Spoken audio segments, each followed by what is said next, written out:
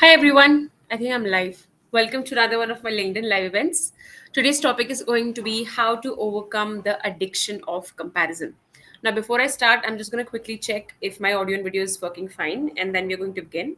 Now, if you're someone who's attending my live event for the very first time, how it goes is that I'll be explaining to you one topic in depth, and today we'll be talking about comparison and how do you actually overcome the addiction to it. And in the end, I answer all the questions you may have, so feel free to ask as many questions as you want. I'm just going to quickly see if my video is working fine. Let's just hope that it does not rain today. For the past two events that I've been doing, it starts raining in the middle, and that's when my internet goes to a toss.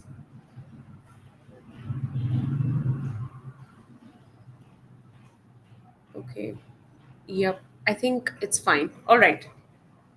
Let's start. So, before I begin anything at all, before I talk about confidence and how do you actually overcome comparison, the very first thing, if you have read my content, I always tell you that we first need to understand the deeper reason behind why do we actually compare, and understand comparison in its entirety, right? Because this is not just one single line issue where I tell you that, oh, you know what, you're unique, stop comparing yourself, right?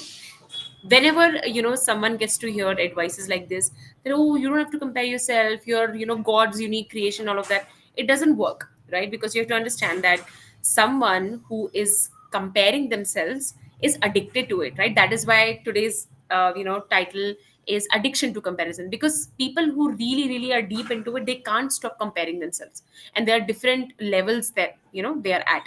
So that is why the first thing we strive to do is we strive to understand what the hell does comparison really mean. So comparison is when you look at other people around what they have or what they possess in terms of qualities or in terms of things, and you think that, why do I not have it? So when you look at someone else, it reminds you of what you don't have. Now, there is this misconception among people who, only read surface level things in personal growth, is that they think that, comparison is healthy. Comparison means that, you're getting motivated and stuff like that. To that, I want to say, see, if you are someone who gets motivated when you're looking at other people, then you don't actually have the problem of comparison, right? You're taking inspiration. But here we are talking about people who cannot stop comparing themselves. And comparison in any form is extremely unhealthy. See, because there are two intentions behind comparing yourself to other people, okay? One is evaluation. Evaluation is judgment free. Evaluation comes from a constructive place. Evaluation comes from a place of, I want to learn what this person is actually doing, right? Right. So when you are evaluating someone else's success, when you're evaluating someone else's path or maybe their qualities, you're coming from a place of curiosity, right? It's not about you, it doesn't make you feel bad. But there is another intention when you start comparing, and it is judgment. When you're looking at the other person and you're putting them on a pedestal, right? Or maybe you're putting them down, you think that you are somehow special. So when you are comparing yourself to other people from that intention, you are judging. And judgment is never healthy in any form, because it comes from place of scarcity. You either believe that I am more special, or you believe that someone else is more special than me. So comparison, when it comes from a place of addiction, don't ever try to convince yourself that, oh, it's healthy, everybody does it, and I'm just doing it from a healthy place. Don't do that. Okay. Comparison in any form is not healthy in any way. It's just forced positivity, and the positive quotes that you read online that tell you comparison is great. It's not. Okay. Because when you start comparing yourself, you come from a place of scarcity. You think that there is only one thing that exists, and I have to fight with the other person to get it, be it fame, be it money, be it position, be it anything that you look at other person and start comparing yourself with. So it's not healthy in any form. So look at what intention you're comparing yourself with others with. If it is coming from a place of evaluation, you're not feeling bad about yourself, then that's fine. It's just you evaluating what is something the other person is doing that is right, that I can take inspiration from. But if it has started making you feel bad about yourself, or maybe you have started judging the other person, you have started putting themselves down, then it's not evaluation. So that's not constructive in either way, right? Now, what are the signs, right? when you start comparing yourself, what are the signs that you are so deep into it that it has become a habit, it has become like a default setting for you? So the very first sign is instant jealousy. So people who can't stop comparing themselves to other people are jealous by anyone and everyone. They will look at someone else, right? And they will start feeling jealous about them, that, oh, why does this person have this? Why don't I have it? I'm working so hard and this person is not working so hard. Then how come they have it and how come I not have it? So here again, two things will happen. Either you will feel entitled, okay, that I am so special, I have studied so much, I have done so much, how come I am not getting the money that this other person is getting, the praise that this other person is getting, the recognition that this other person is getting? So here you think that you are entitled to something, right?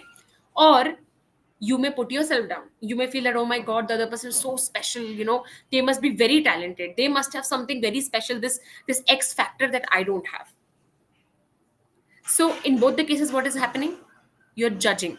And that is why jealousy becomes an instant feeling for such people.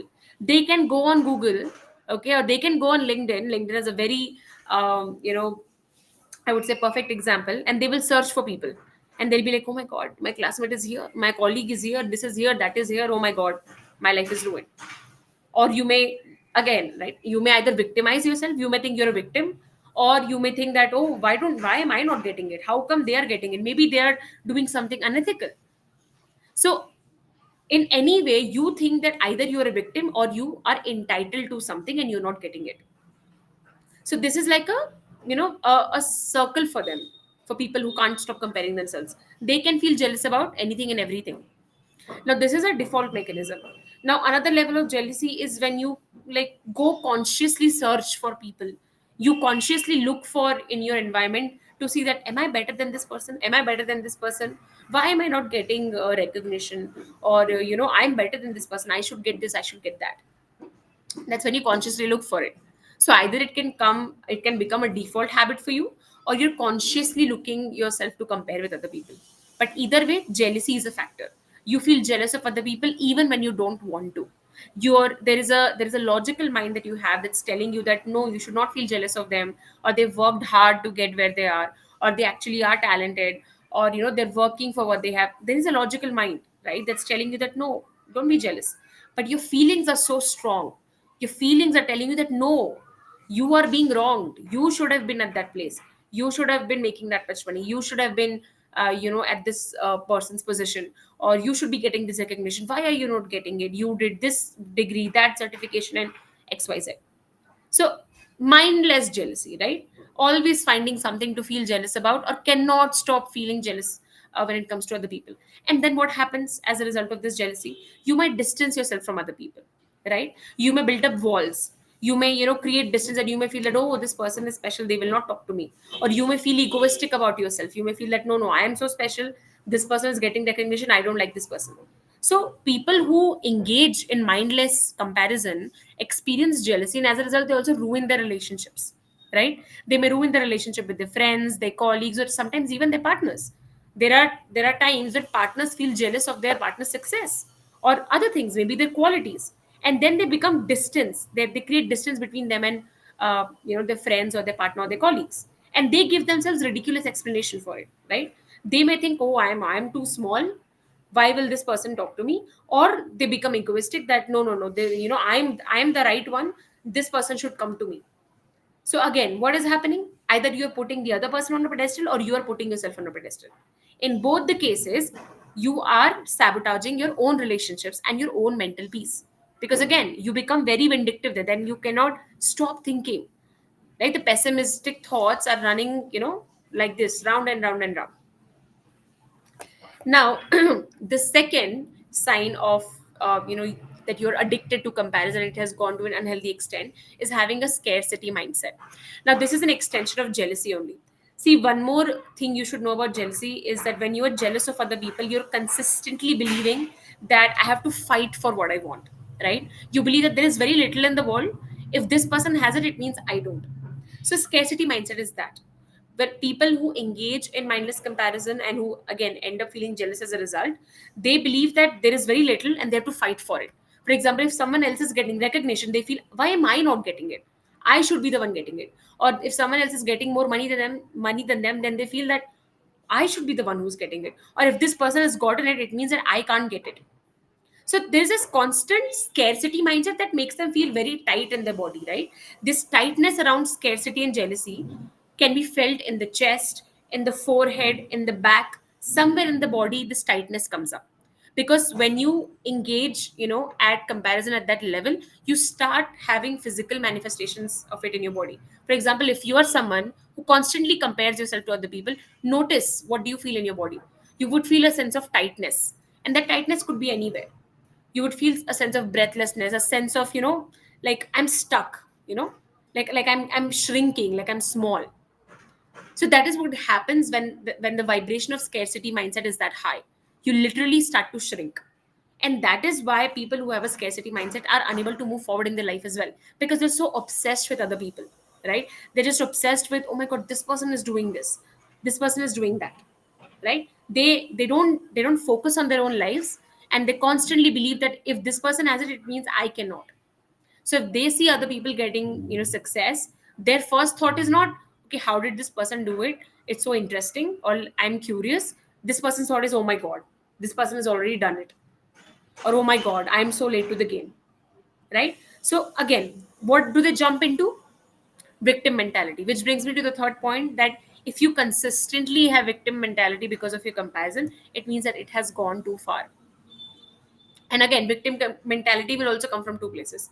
One again is entitlement, where you feel that you're entitled to something that you're not getting. For example, if I am someone who constantly compares myself, I will feel, oh my god, I am working so hard. I am entitled to clients. I am entitled to money. I am entitled to this. And if I'm not getting it, it means something is wrong with the world. Or why are people not seeing me? Why are people not buying from me? Right? So this sense of entitlement will come in. And I may look at other people and I may villainize them. I may think that, you know what, this person is doing something unethical, that's why they have what they have and I don't have it. And I am an honest person. I am so nice, but this person is doing something unethical, and that's why they have it. So I may villainize other people to justify my entitlement, to justify that yes, I deserve something, right? I am the best, but I'm not getting it, someone else is. So definitely someone else is doing something unethical. The idea that maybe someone else is working harder than me, or is simply more talented than me, or is actually someone who has a growth mindset and not a victim mindset will not come to me. Because that is what happens when it comes to victim mentality. You victimize yourself.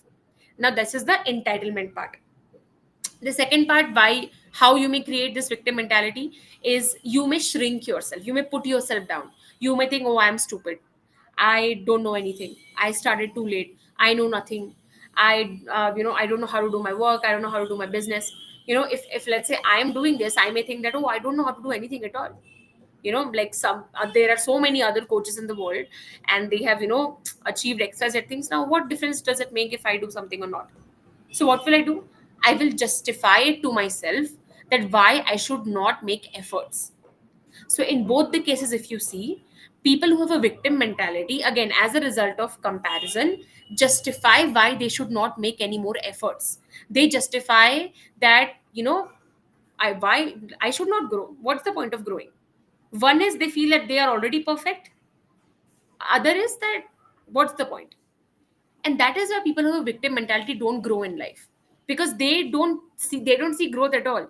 They think that what's the point, right? And they may approach it from either of the two philosophies that I've spoken to you about.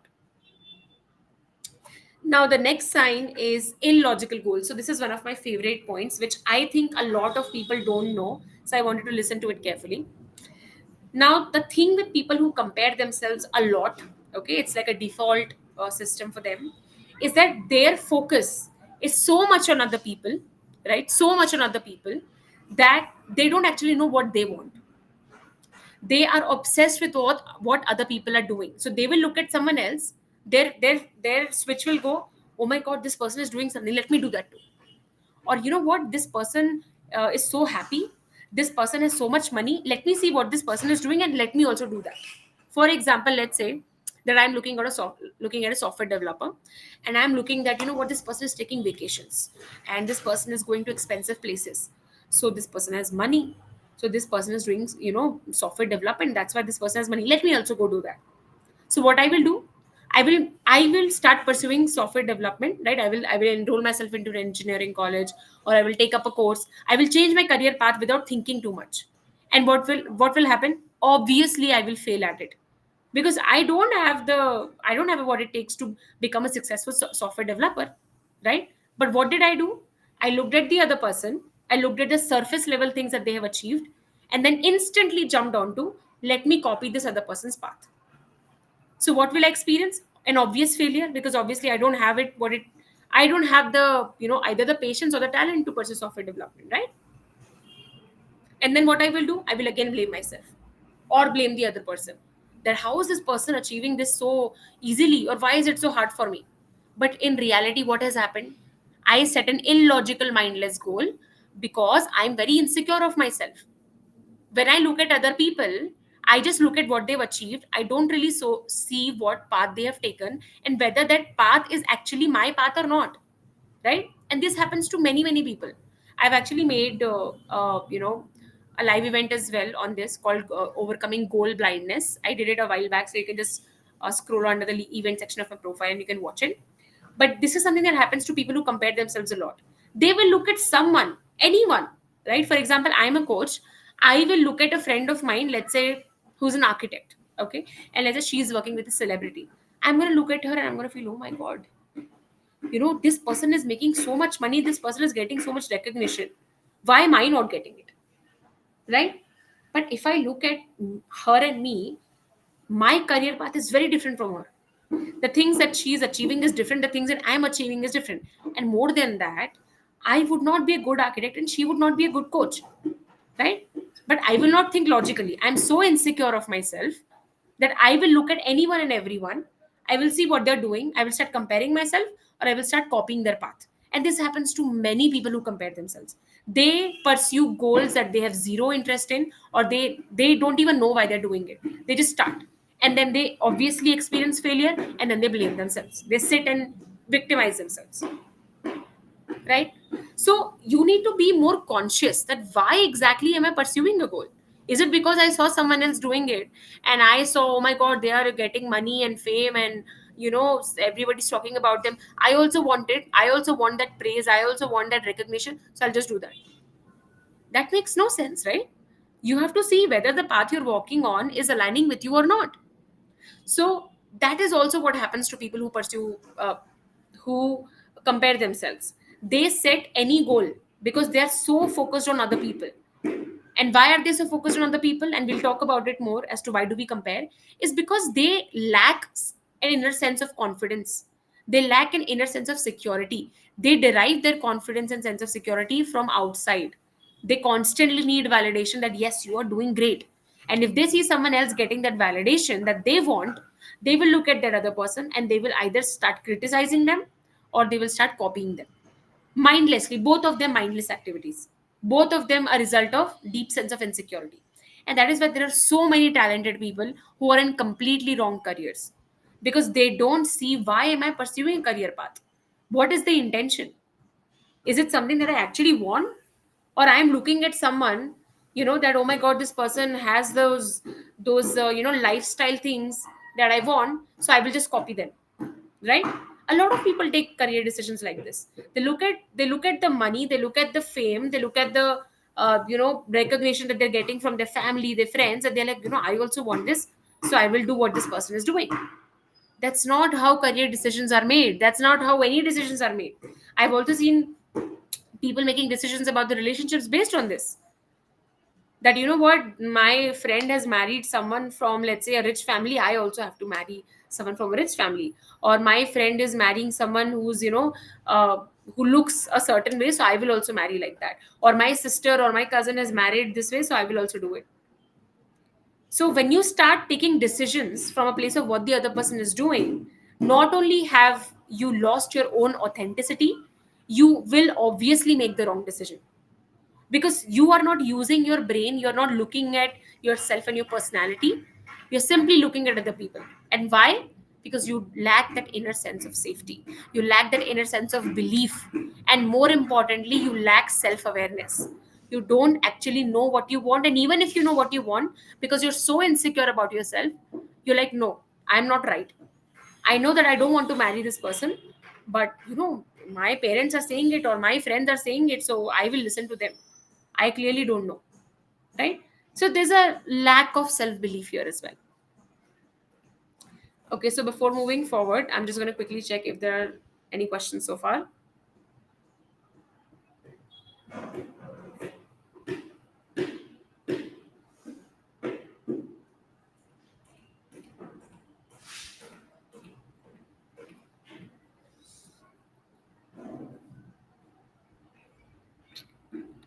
I can't tell if I'm still live or not.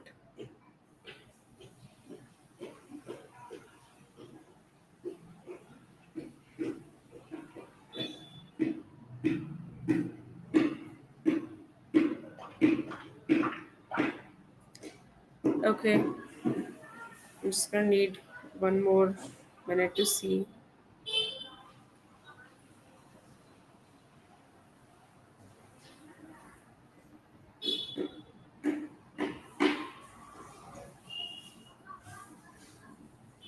Okay, I think it's fine. I feel like I'm gonna have to change the timings of my live events because I keep feeling that my internet is not working fine, and this is the time it's very windy the most. Anyway, let's go to the next point, which is lacking clarity and having a sense of confusion always. So because these people, people who can't stop comparing themselves to others, are so focused on other people's lives, right? Again, why? Because they don't know how to feel good about themselves, right? When you don't know how to feel good about yourself because you lack a sense of self confidence, you lack self love, there is a sense of lack of self acceptance, you will look at other people always, right? It's because as human beings we need to feel safe, and when you lack inner sense of safety, what do? You search for safety outside. And what is the quickest way to feel safe? Comparing yourself, looking at other people. Oh, if this person is doing lesser than me, it means that somehow I am doing great. So basically always trying for some clues in the environment to make yourself feel good, that this person is not doing well, it means I am doing well, so I can feel good about myself. Today is a good day. And then tomorrow you find someone, a colleague or a friend or a relative, doing better than you, then you're like, oh my god, my life has gone for a toss. So there's always this competition you are in, like, I want to be the best, I want to be the best, right? And this is a stupid unhealthy competition because there are millions of people in this world. Even if it's your friends, even if it's your colleagues, they all will take different life paths, they all have different resources, they all have different mindsets, and you will always lose to a person who has a growth mindset because they are not focused on you at all, they're only focused on themselves. So when you specifically have a victim mentality or when you don't have a growth mindset, then you will always find something to feel bad about. And when you're consistently doing this, what will happen? People who can't stop comparing themselves over a period of time experience loneliness, anxiety, depression, because they make themselves aloof. They don't want to talk to other people because every time they talk to other people, they feel bad about themselves. So they cut off people from their life as well. There's an obvious sense of sadness that comes in as well, right? So, coming to the point that you also lack clarity and you're very confused because you're always focused on the people. So, you don't see that what am I doing in my life? What is happening in my career? What is happening in my relationship? What is happening in my relationship with my family? What is happening in my brain? Am I actually healthy right now? Am I someone who's confident or not? Am I someone who could be proud of myself or not? These people don't look at that. They will always look at other people and feel bad about themselves. And because you're always focused on others, you don't spend enough time exploring who you are as a person. And that's why you always feel that I don't know what's the next step to take in my career or in my life. I don't know what to do next. How will you know, right? Because all your energy is gone into feeding your insecurities. All your energy is gone into comparing yourself, right? So lack of clarity is also a very big sign. Now, the next one is an obvious one, which is lack of confidence. Now, I wanted to first understand the definition of confidence. Okay, confidence is this inner sense of belief that you have that I am enough. Everything is figure outable in my life. No matter what happens, I'm fine with it. I will always be able to come out of it, or that I believe in myself, right? So, confidence is this deep sense of belief. Confidence is not loud, okay? It doesn't mean that you are on the top of the mountain and telling people, I'm the best, I'm the best, I'm the best. No, right? That's not confidence. That's just, I don't know what to call it, but that's not confidence. There can be extroverts who are very loud but have very low confidence, and there are introverts who don't talk a lot but they're very confident people. So, confidence is this deep sense of belief that you have. And people who compare themselves to others don't have this belief, because when you feel enough in who you are, you will never feel the need to compare yourself to others, because you will already know that whatever I am enough. I feel great about myself, even when you're pursuing your goal. Again, another nuance I want to mention here is people confuse skill based confidence to natural confidence, right? They think that, oh, you know what, Rianshi, I've just started pursuing my career, how do I feel confident in it? So what? There will be many times you will change your career, right? Does it mean that your confidence will go down every single time you're starting? That's skill based confidence you're talking about, and I'm talking about natural confidence. For example, let's say that I am going to learn pottery. Okay, the first time I hold clay in my hand, am I going to be confident about it? No. But am I going to be underconfident about myself, or am I going to be underconfident about my skill in pottery? It's a skill part, right? And that's fine. There will be many times in your life where you will start afresh in terms of different skill set. You will change your companies, you may even pivot your careers, and that skill based confidence, goes like this, and that's okay. But if you start feeling bad about yourself just because you're starting something new, then that's not a skill based confidence. Even if you gain the skills, you will still feel bad about yourself. That's something that a lot of people don't understand. They feel that, okay, once I have this position, once I have this much money, I will feel good about myself. It never happens, because your confidence is very conditional to what you have in life. And obviously, right, you will make so many shifts in life. You will pivot your careers, you will quit your jobs, you will start a business someday. There's so many things your life can go. Does it mean that anytime you're not, let's say, getting the money you want, or let's say you are not wherever you are, does it mean that you start feeling underconfident? It means that you lack natural confidence, right? So if you have that, then please understand that that's not a sustainable way to live. Because another thing you need to know is that when your confidence is not natural, you will find it very difficult to take risks in life, because you will keep on waiting to feel good about yourself, to feel confident, and obviously that will never happen, because your confidence is tied to your outcome. So it's very important to develop natural confidence. Very important to have this deep sense of belief that I know I will be fine. I will figure it out. Or I believe in myself. No matter if it's your first day in learning a skill, or in a job, or even in a relationship, or it's the day where you've mastered it. The belief should not change, right? And if you obviously need help in developing this deep sense of belief, you can always book a one-on-one session with me, and we will take you deep into why exactly your experience is lack of belief, and we'll help you come out of it, right? Now let's understand, why do we actually compare ourselves to other people? So before I start this, I wanted to understand the concept of inner safety. What does inner safety actually mean? Now, the moment you come out of your mother's womb, okay, you look for that sense of safety you felt inside of her all your life. Specifically, with the first few years of your life, your safety is very tied to that of your mom, right? Everything that your mom feels, you also feel, you absorb it. That is why, kids who are born to anxious mothers, or mothers who were very emotionally volatile, tend to have anxiety, for a very long time, until they do trauma healing, right? So whatever it is that your mother felt in her initial years, you also feel it. And even after that, right, growing up, your mother and father is a representation of the world for you, right? So it's like your model of the world is them. So whatever it is that they tell you, you internalize it, right? So inner sense of safety is when your parents have developed this sense of confidence within you from the very beginning, where you feel safe in who you are. They always tell you that you are enough. They always tell you, or they make you feel that you are enough, that you will always be able to figure things out. So you grow up with this deep sense of belief in you, and this belief is instilled by your mom and dad. So inner sense of safety is that. And when kids, or when when you were a child and you did not have this inner sense of safety, what tends to happen is that you look for the safety outside. Because as a human being, right? We are survivors by nature. We need to feel safe. And safety, I don't mean physical safety, that nobody's attacking you. Safety also means inner safety, that you feel emotionally safe. You feel like I belong in this world, I don't need to always prove myself. So when you lack that inner sense of safety, you look for that safety outside of you. And how do you do that?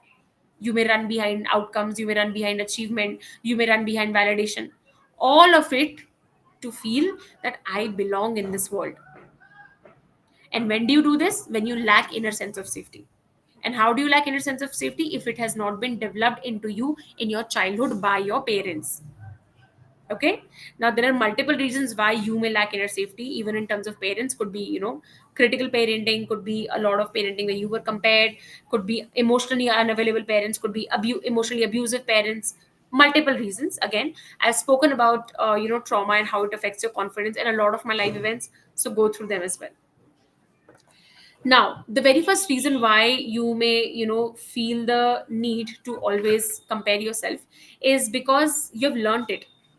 So, comparison is also a learned behavior. And where do you learn it? In your childhood. See, as I told you that growing up, how you feel about yourself is dependent on how your parents make you feel about yourself. I'm going to repeat it again, okay? How you feel about yourself in your childhood is dependent on how your parents make you feel about yourself. And what you develop as a child, your self image, is what you carry throughout your life, unless and until you do trauma healing to actually release trauma from your body. So I'll give you an example. Let's say that growing up, let's say that my mom and dad always told me that, look at your sister, she's doing so well, look at your brother, he's doing so well, look at your other friends, they got 98 out of 100, how did you only get 95 out of 100? So what did I learn here? I learned that I need to look at other people who are doing better than me, and I have to compare myself. And only if I do better than them, I'm worthy. If I don't, then I'm not worthy. So what will I do? I will, as a child, learn that my worth, my self worth, is attached to how well I'm doing. So growing up, that's what I will do all my life. I will always look at other people because I don't actually believe that I'm worthy. Now let's take another example. Let's say I go to my parents and I tell them that, what, I got 85 out of 100. This is a factual thing I will tell them. How they make me feel about this is going to determine how I feel about it. If they tell me, oh my god, that's it, look at your friends, look at your cousins, look at your, this or that, I will feel very bad about myself, because my self esteem, my self confidence is tied to what my parents feel about me. Because as a child, your nervous system is tied to them. But if my parents tell me, oh, let's evaluate, how did you do, how did your paper go, what is it that you did, what is it that you not did, okay, great, you know what, next time we know that you will do even better, we are proud of you. What will I learn? That I can do better in my next paper without feeling bad about myself.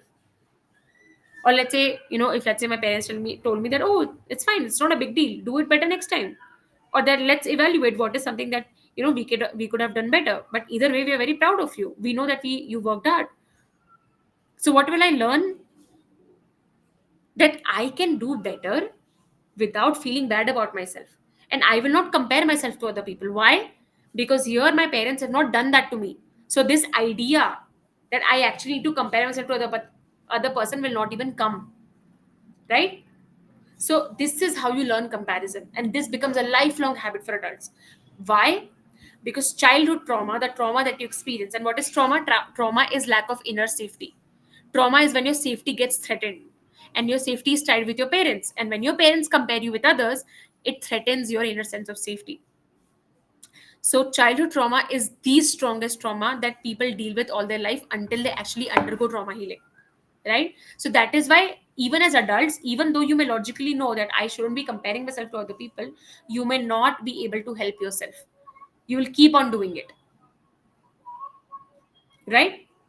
And by the way, if you're interested in actually learning about childhood trauma, I have a free 4-day boot camp on healing childhood trauma. You can find the boot camp in the featured section of my profile, or you can just DM me boot camp, and I'll send you the link of our WhatsApp group where the boot camp sessions are. Okay, the next one is critical parenting. Now, again, I want you to understand this and the concept of inner safety only. So, when you grow up with critical parents, what you learn is that I am not enough, right? So when a child grows up hearing that he is not enough, or she can, that I can do better than this, I can do better than that, because my mom or dad is constantly reminding me of this person internalizes this criticism. And what happens when you constantly criticize yourself? You tell yourself again and again and again that you don't belong, that you are not enough, and your body needs to feel safe. So what will your body do? Your body will hyperventilate, right?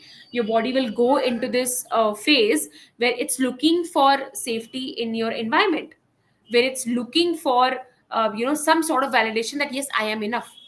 And that is why people who have experienced a lot of critical parenting also compare themselves to others. Why? Because what they're looking for is feeling safe. They want to feel safe. And that's why such people also find it very difficult to go into competitive environments. For example, if these people go to a very competitive colleges, or appear in competitive exams, or they let's say go to a company where there are a lot of talented people, they feel very threatened. Why? Because what they feel is that all of these people are better than me, and I am not worthy. And when they feel that, they tell their body that you are not safe. And what happens to then? What happens then? You hyperventilate, you become anxious, you're overthinking, you're always comparing yourself, you're always feeling bad about yourself, you may even quit your job. All of it because you don't feel safe about who you are as a person. And this starts in your childhood, because the introduction to criticizing your own self is a gift that you get from your parents. Because you have to understand, right? Your basic behaviors, right, default behaviors start to form in childhood. So for example, if someone is able to let go of their mistakes very easily, is because they were taught to let go, they were taught to experiment. If someone is able to risks if someone is able to take risks easily, it's because they were taught that what, go for it. There's nothing wrong in making mistakes. Whereas if there is someone who cannot take risks, it's because they were told never take a risk, it's very difficult, it's very horrible if you fail. Or if someone is very afraid of going into competitive environments, or they constantly compare themselves, it's because they learned it from somewhere. And that is a learned behavior from your childhood, right? Because as an adult, whatever you learn, it's very easy to let go of that. But as a child, you absorb everything, right? As your primary way of being, as your primary memory, as your primary functions, your primary behaviors. And that's why default behaviors start to set in childhood itself. And that is why when I'm working with my clients one-on-one as well, we do childhood trauma healing as a non-negotiable. And that is why my clients see results, because we are not doing surface level work of just sitting and repeating one after the other, oh, I'm the best, I'm the best, or convincing yourself, or lying to yourself. None of that. If the wound is that deep, then the healing also needs to go that deep, right? Now the next one is if you have overachievers trauma. So by the way, this is again a type of trauma that I've spoken about multiple times before. If you have not again attended the boot camp, I've spoken about overachievers trauma in the boot camp as well. Or you have not attended previous of my live events, just go and attend it and you will be able to understand it better. But overachievers trauma is basically when a person derives their self-confidence and self-esteem from external things. And that external thing could be money, achievement, marks or grades, validation, or this sense of other people always praising them. So they only feel good about themselves when they're achieving something externally. So when you have overachievers trauma, you may also compare yourself to other people. Again, why? Because the basic thing is same here, that people who have overachievers trauma lack inner sense of safety. They don't feel they're good enough unless and until someone from external environment is telling them. If their bank account is increasing, they feel okay, yes, I am good enough. If someone is telling them, oh, you're great, then they feel I'm good enough. If none of that is happening, they will feel they're worthless. Similarly to people who compare themselves as well, right? Their inner sense of safety is tied to other people or other things. So they're always looking for validation. They're always looking for praise in the outside environment, right? Now let's come to the last topic, which is how do you actually overcome the comparison, the addiction to comparison. So the very first thing I want you to do is I want you to recognize whose voice is it. When you constantly ask yourself, am I good enough, I can do this better, I can do that better, I want you to ask yourself, whose voice is sitting in my head? Because this is not my voice. Whose voice is this? Who keeps telling me again and again and again, or who would be telling me again and again that I can do better than this? You will be able to find and trace that voice to someone. It will 99% of the time be either of your guardians, whoever you grew up with, or your mom or your dad, right? So recognize whose voice is it. That will make you realize that, okay, this is where my trauma is coming from, this is where my pain is coming from, right? And then ask yourself that, whose appreciation do I really crave? Whenever I think that I want to be the best, I want to be the best, what will happen if I become the best? Who will appreciate me? Whose appreciation am I craving for? Whose validation am I craving for? And here again, the answer you get is going to be very revealing for you. So here again, you see that where is the, where did the trauma start to form, and where the resolution lies. And obviously, the last part of the equation is to actually understand where exactly did it start, which is, how old was I when I started feeling that I had to compare myself to others? How old was I where this idea first took birth in me? Or who was it who introduced me to this idea that I need to look outside of me to feel good about myself?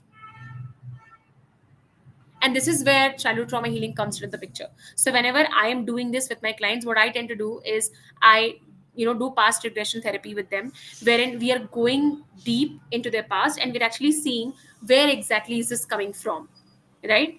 And that is when inner child healing comes into the picture, and healing mother and father wounds also comes into the picture. Because essentially you need to understand that the default behaviors that you have does not come from your adult self. Okay, it's not your adult self that's doing it. Your adult self logically knows that this is not healthy. If you are someone who cannot stop comparing yourself to others, if I ask you that, do you really want to, your answer will always be no, right? And logically you understand that I shouldn't be doing this. Logically you also understand that this is not healthy. Logically you understand that I want to feel happy for the other person, right? So why is the logical brain not working? It's because it's coming from past trauma. And where why is it's happening? It's because your inner child is stuck in that.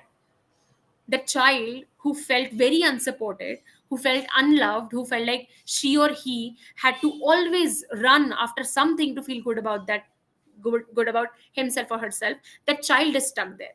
And what we do through childhood trauma healing is to help that child out so that the child can feel safe. And that is when all of these default mechanisms, it could be anything, right? Not just comparing yourself, it can also be, stuck in pessimistic thinking, not being able to stop overthinking and other behaviors. But essentially that child is what we need to help. It's not your logical mind, you know everything logically. I genuinely believe that every single person who attends my live events is incredibly smart. They know what they want, but that's not what we're after. We want to see why are we not able to get what we want, right? Because any kind of obstacle is of two types. One is the logical and informational one, where I can tell you that, oh, don't do this. But that's not how it works, right? If I just advise you something, don't do this, it doesn't mean that you will actually stop. Because this has become a default behavior. If I'm used to comparing myself since I was 10 years old or 12 years old, someone giving me this advice that don't do it, or I'm God's special child, is not going to change that. So we are not after that. We are after, why is it that it's so painful? Why is it that I cannot stop? Or whose approval am I really after? Whose voice is sitting in my head that keeps telling me that I need to push? That's what we are really looking for. And that's the amount of deep work we do when we're working one on one. So if you'd like to work one on one with me, you can just DM me coaching, and we will get on an amazing coaching session. We're going to do inner child healing session there. We're going to go deep into your family history, and we're going to see where are all your patterns coming from. Okay, so that is it from my side today. I'm just going to quickly see if we have any questions so far, and then we're going to end today's live.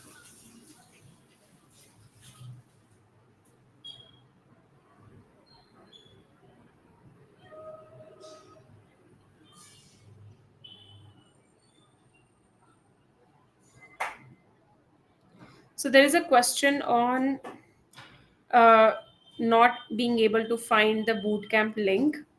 So it's just there in the feature section of my profile. Okay, if you're unable to find it, just DM me about it.